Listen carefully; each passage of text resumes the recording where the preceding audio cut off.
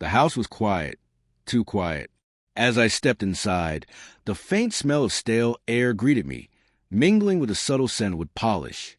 The house had always smelled like home, comforting, familiar, but tonight it felt different. It was almost as if the walls had absorbed the silence, each room a hushed echo of the life we used to live. The kind of silence that settles in over time, uninvited and unnoticed until it's too late. I hadn't even realized how far we had drifted apart until now. I set my briefcase down by the door and took a slow breath, trying to shake off the weight of the day. The evening was supposed to be a chance for some quiet, some peace. But lately, quiet felt like a prelude to something else, something I wasn't sure I wanted to confront. Connie was already in the living room, sitting on the couch with a glass of wine in her hand, the TV softly playing in the background.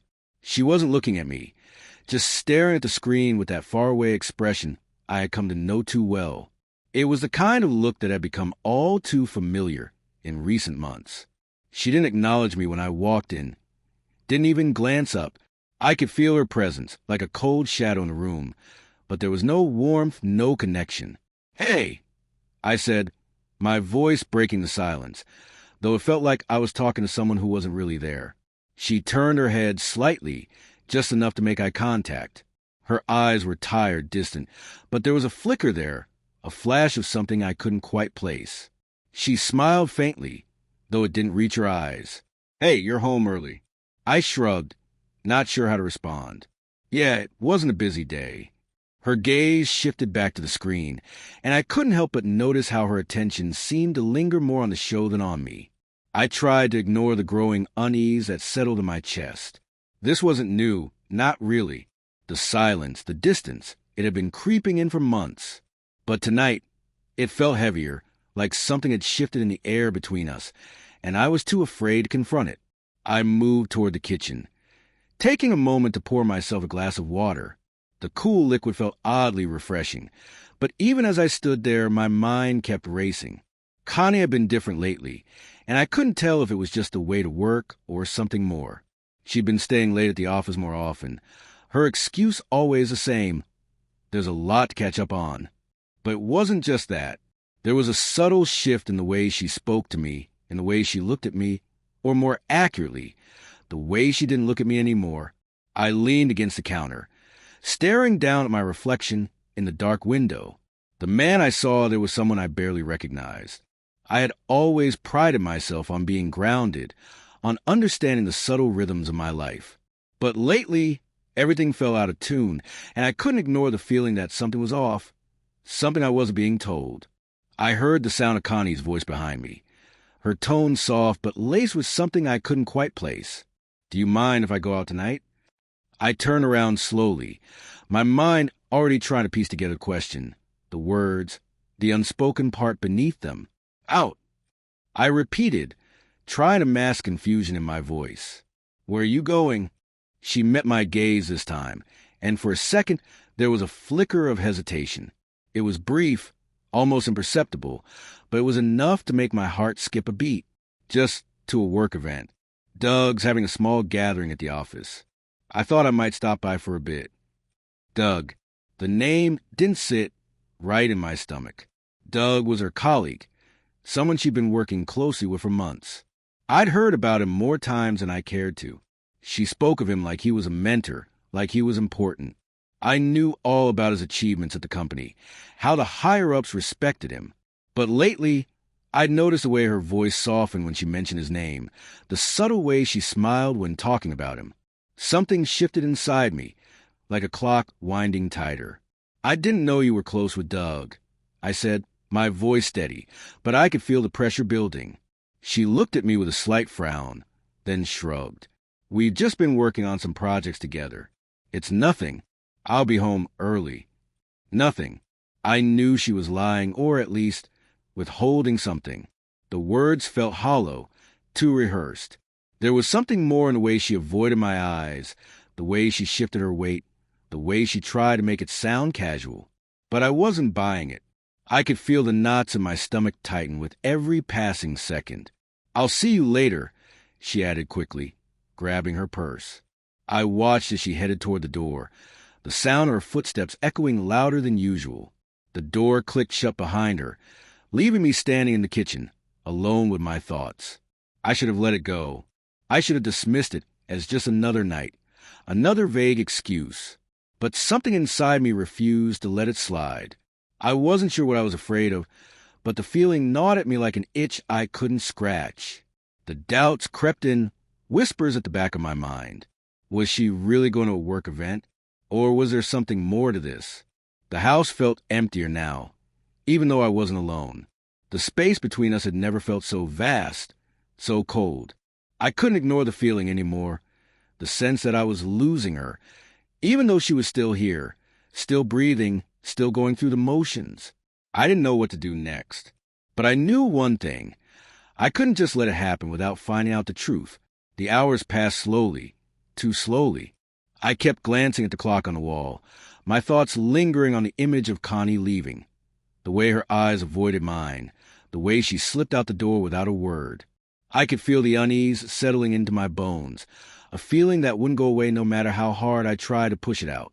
Every time I tried to focus on something else, her absence filled the room, louder than anything I could concentrate on. It was getting late when I heard the faint sound of the door opening.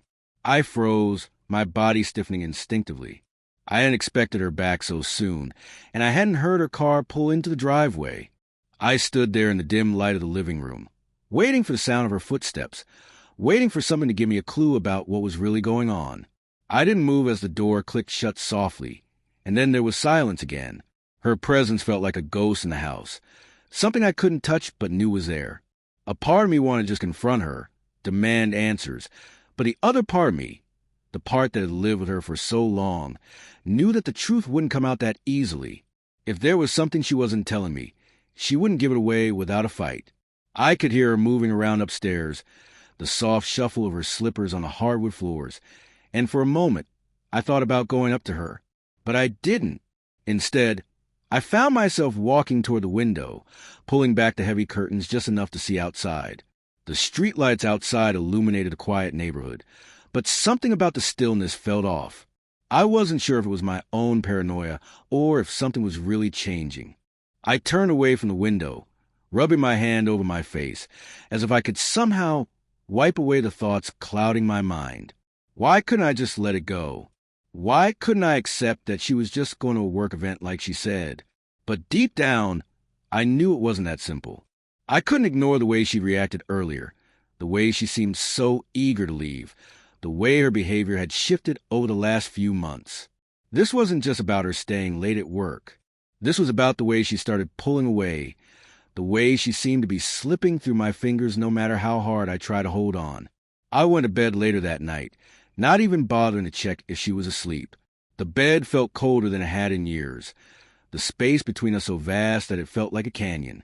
As I lay there, staring at the ceiling, I tried to block out the thoughts swirling in my mind. But every time I closed my eyes, I saw her leaving again, the look in her eyes as she walked out the door. And I heard the questions echoing in my head, questions I couldn't shake. Was she lying to me? What was going on with her and Doug? Was there something between them that I wasn't seeing? I didn't sleep much that night.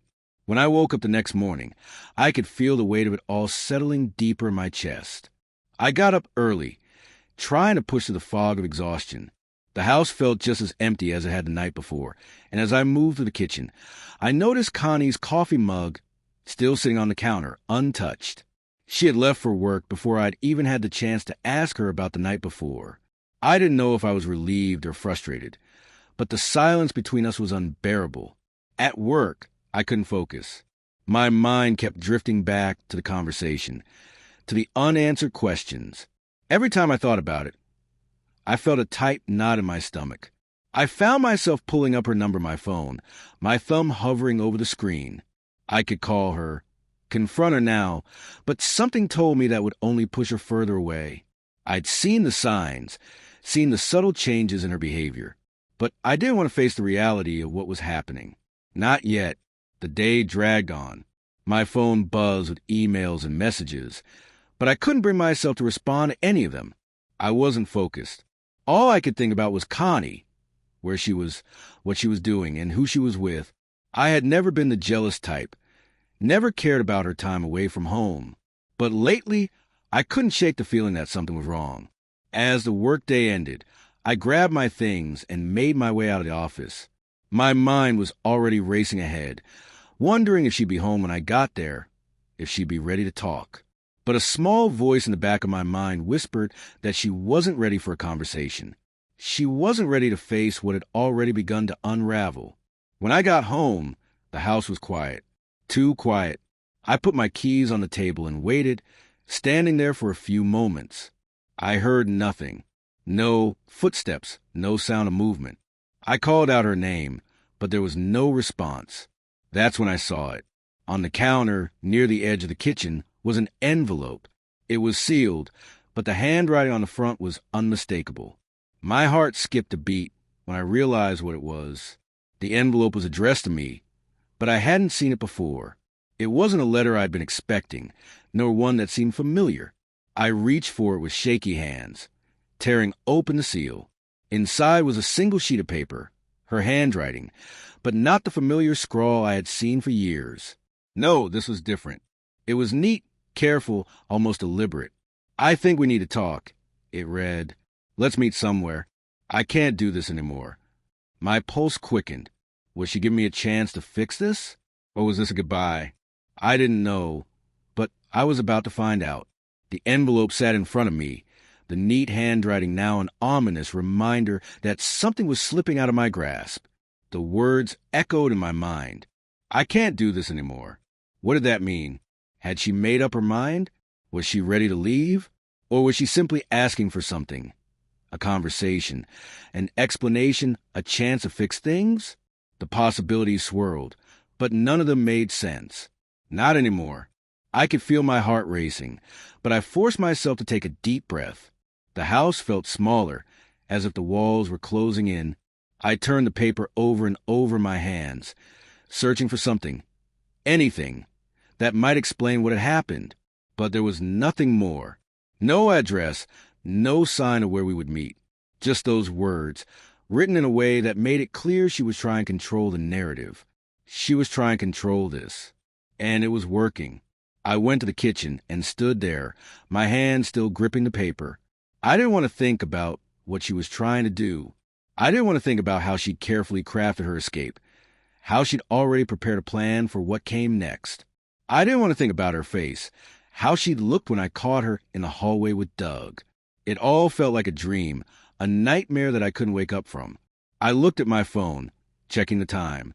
It was early evening, and the streets outside had started to quiet down. I should have gone to her, called her, asked her to tell me everything. But I didn't. Something in me resisted. The doorbell rang. It took a moment for the sound to register, and I felt a chill run through me. I didn't have to look through the peephole to know who it was. I knew it was her. I knew she wouldn't leave it alone. She'd come back to face the consequences. But I wasn't sure if she was ready to face me. I didn't move immediately. The weight of the situation was pressing down on me. My hands clenched at my sides, and for a moment, I stood frozen in place. Then, with a deep breath, I walked slowly toward the door. I was going to do this my way, in my time. When I opened it, Connie stood there, just as I'd imagined, her eyes wide, her lips trembling as she tried to force a smile. She looked so different, almost like a stranger.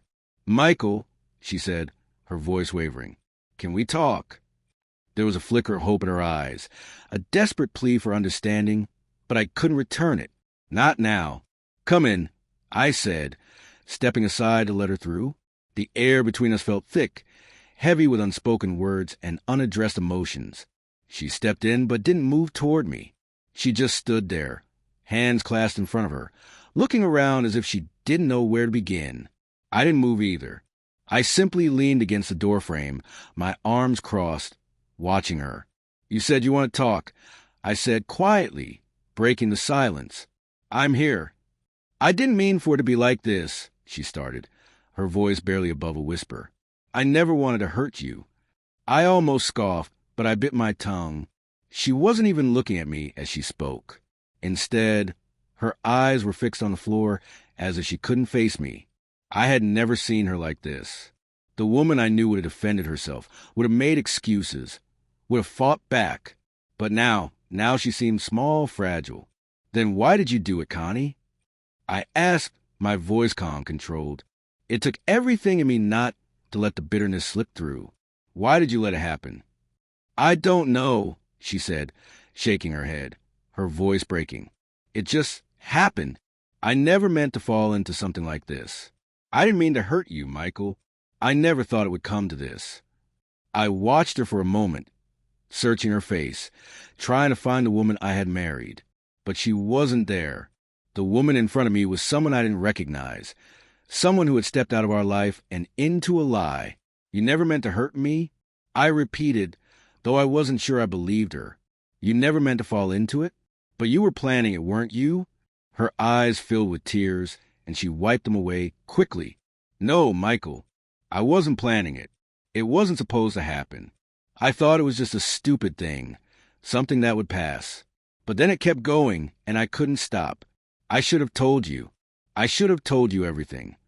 She stepped forward then, but I held up a hand, stopping her in her tracks. No, I said firmly, my voice colder than I intended. You had a chance to tell me, Connie. You chose not to. You chose to let me find out on my own. Her face crumpled in pain, but I wasn't ready to soften. Not yet. I was too scared, she whispered. I didn't know how to fix it. I let out a breath, shaking my head. It's too late for that. You don't get to fix it by telling me now. You've already made your choice, Connie. You chose him. She flinched at the words. I'm sorry, she said again, the desperation in her voice clear. I never wanted to hurt you like this. I felt my stomach twist, but I held firm. This wasn't about forgiveness. Not yet. You already have, I said, my voice low. And now it's done. Her shoulders slumped, and I saw the defeat in her eyes. The woman who once stood beside me, the woman I thought I knew, was gone. She took a step back, biting her lip as she glanced around, unsure what to say next.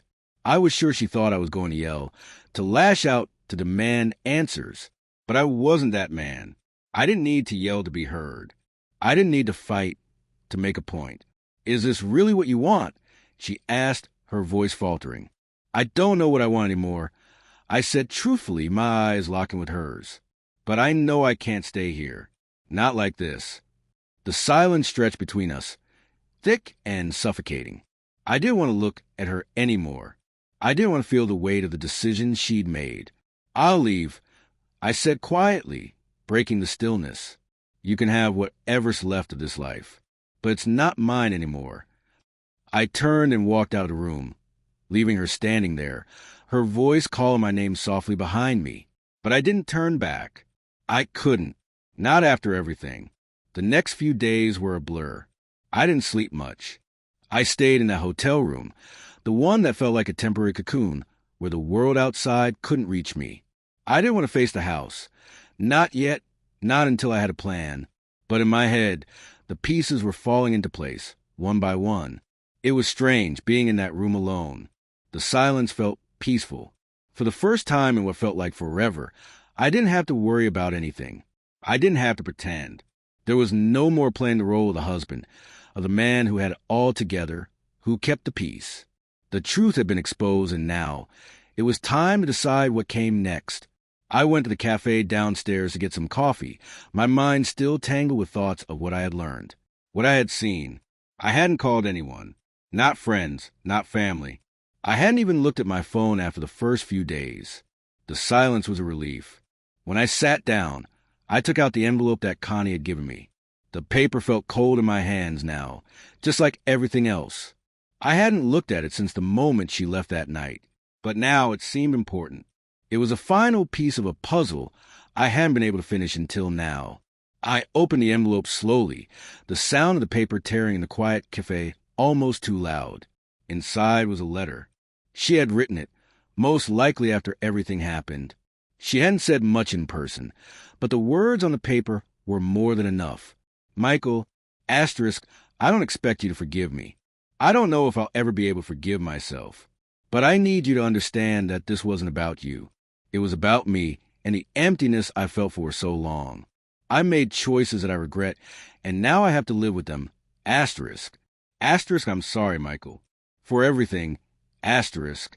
Asterisk, I know I don't deserve anything from you. But I want you to know that I never wanted to hurt you.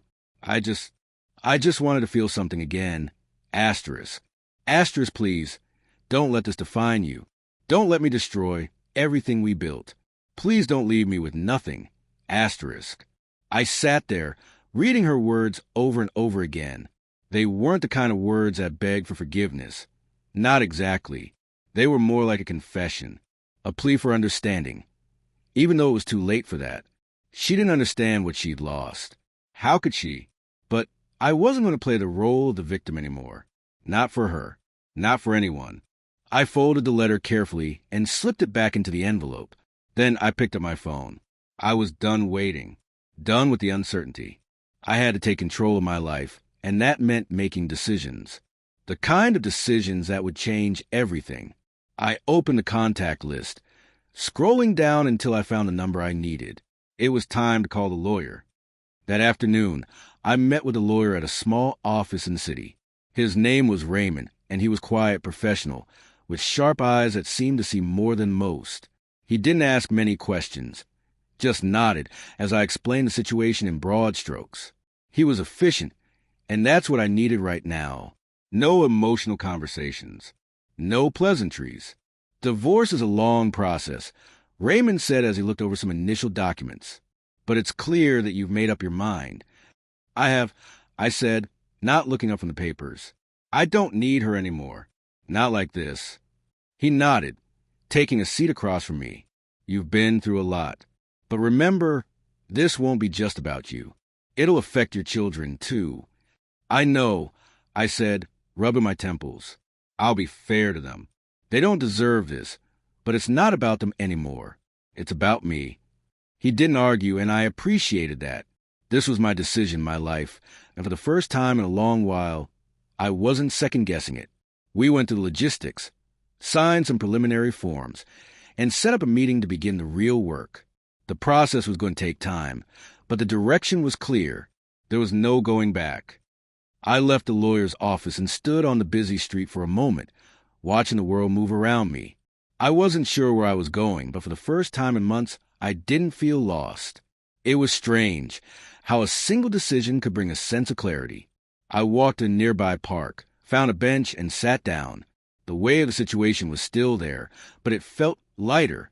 It felt like I was shedding a skin, leaving behind all the lies and the facade. The city felt quieter than usual, like it was giving me space to breathe. I pulled my phone out and glanced at the time. It was late afternoon now. I hadn't heard from Connie in days, but I knew she would call soon. She wouldn't be able to let it go. But I wasn't going to give her what she wanted. Not anymore. I was done with playing the role of the man who waited, the man who tried to fix things that were already broken. She had her chance. Now I had mine. I walked back to the hotel that night, and as I sat down at the desk, I finally opened my email. The message I had been waiting for had arrived. The company had sent a response to my initial message about Doug. They had made their decision. Doug was out. The news would be kept quiet, but the damage had been done. It was done. I smiled to myself, a small, victorious smile. Not because I had won, but because I had moved on. It was only the beginning, but for the first time in a long while, I felt like I was heading in the right direction. The days after my meeting with Raymond blurred together in a strange mix of relief and anxiety. The divorce process was underway, and there was no turning back now. I hadn't heard from Connie, which didn't surprise me. I wasn't sure whether she was avoiding me or just processing her own sense of loss, but I knew that whatever it was, I didn't need to be a part of it anymore. I spent most of my time in the hotel, reading, working on what I needed to get done. There was a comfort in the quiet, a sense of control that had been missing for far too long. I kept my phone on silent, except for the occasional text from my lawyer with updates. I didn't want to hear from Connie. I didn't want to engage with anyone who might try to pull me back into the world I was so desperately trying to escape. But then the call came. It was late afternoon. The sunlight was fading, casting long shadows across the room as I sat on the edge of the bed. sorting through old photographs. I hadn't planned to make contact with anyone, but I couldn't ignore the number on the screen. Connie. I hesitated, my finger hovering over the button. I didn't want to pick up. I didn't want to hear whatever she had to say. But curiosity won out. I swiped the screen and pressed the phone to my ear. Michael. Her voice cracked. It was soft, almost pleading. Can we talk?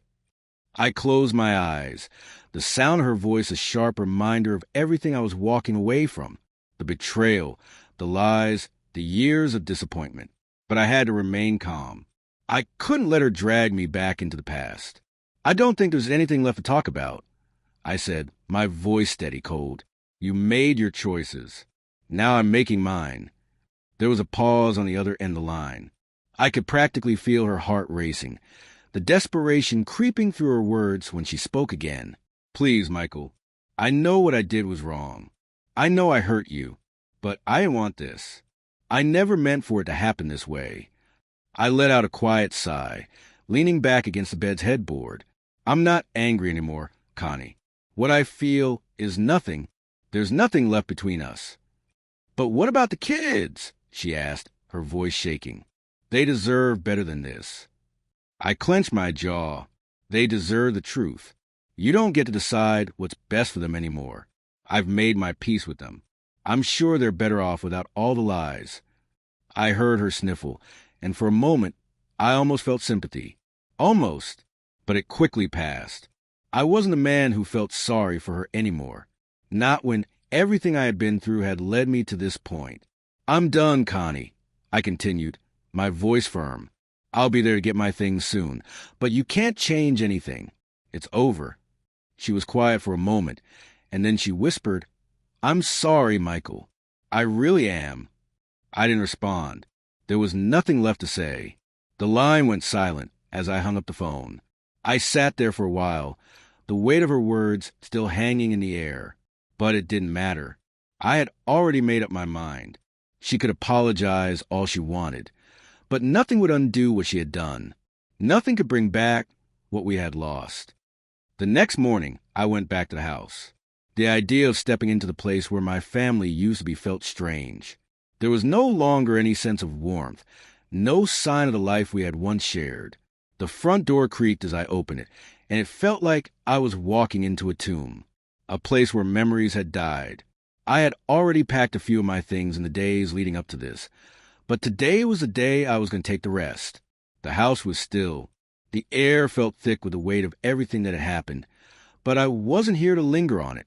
I wasn't here to reminisce. I went to the bedroom first. It was still the same bed, the same furniture.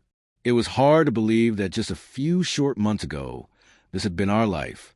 I picked up a few items, my clothes, some personal things, but there was no need to rush. There was no more pretending. As I made my way to the kitchen, I found myself stopping in front of the counter where Connie used to leave little notes, reminders of things to do, grocery lists, the little things that used to fill our days. It felt like a lifetime ago. I put everything in a bag and grabbed the last of my belongings, feeling the weight of it all, not just the physical items, but the emotional baggage, the last remnants of a life that I had outgrown. Before leaving, I stood in the doorway, looking back one last time.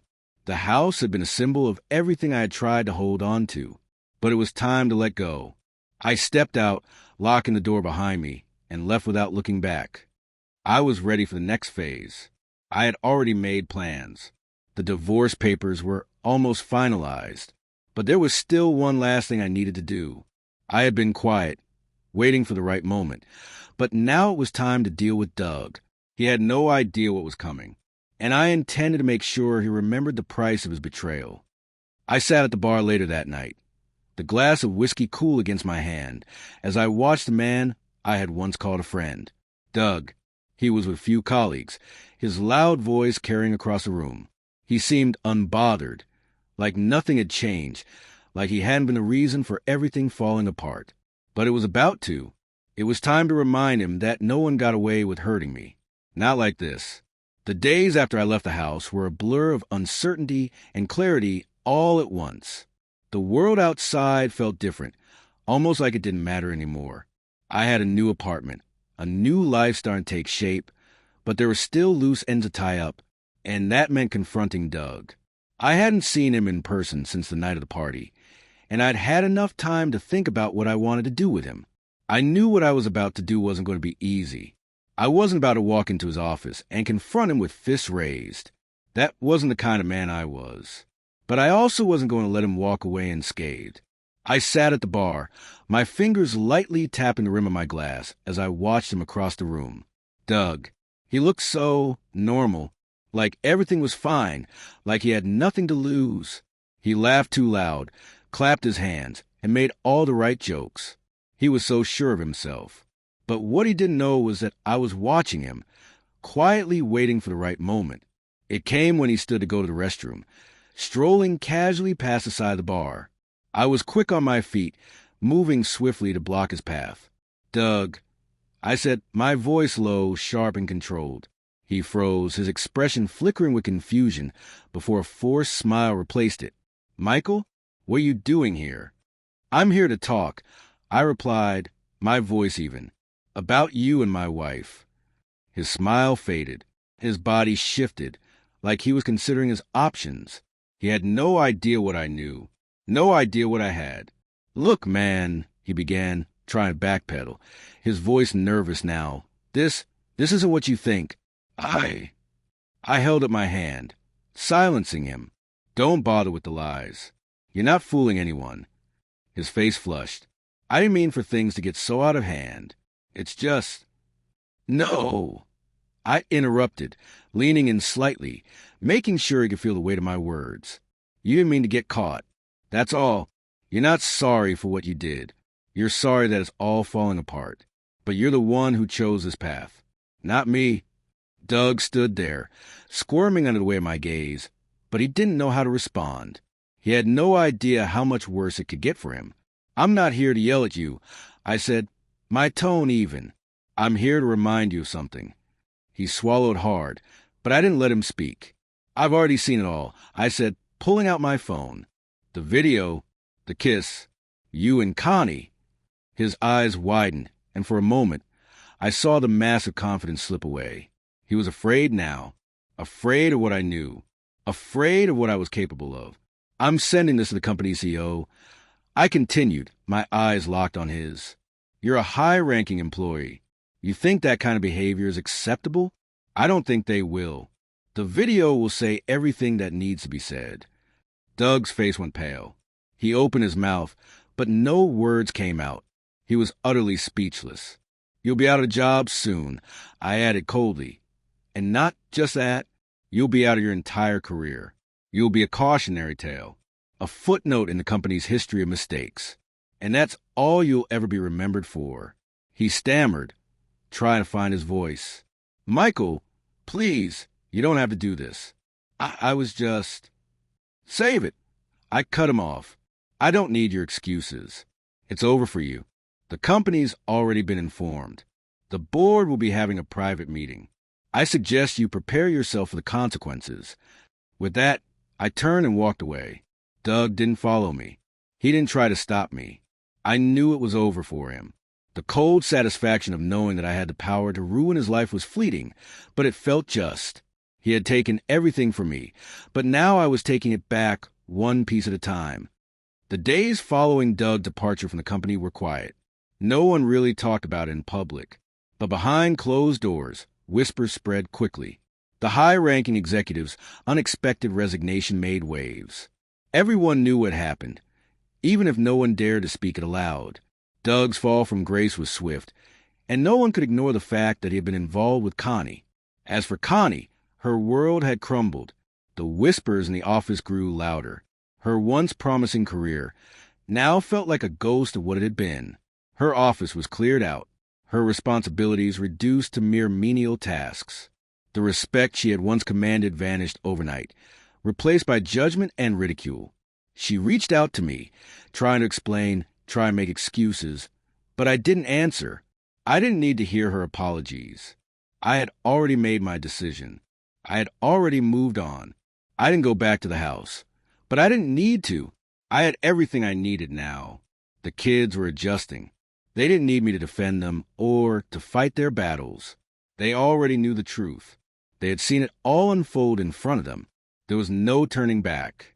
Connie's calls became fewer. The desperation in her voice faded as time went on. She realized, as I had, that some things can't be fixed, no matter how hard you try. It was over. I was done. I didn't need to destroy anyone or leave a trail of devastation behind me. The perfect revenge wasn't in what I did to her or to Doug. It was in how I walked away, how I moved on without looking back. Some pain doesn't need a response. It just needs an ending. I had closed the door on my old life, and I was finally free.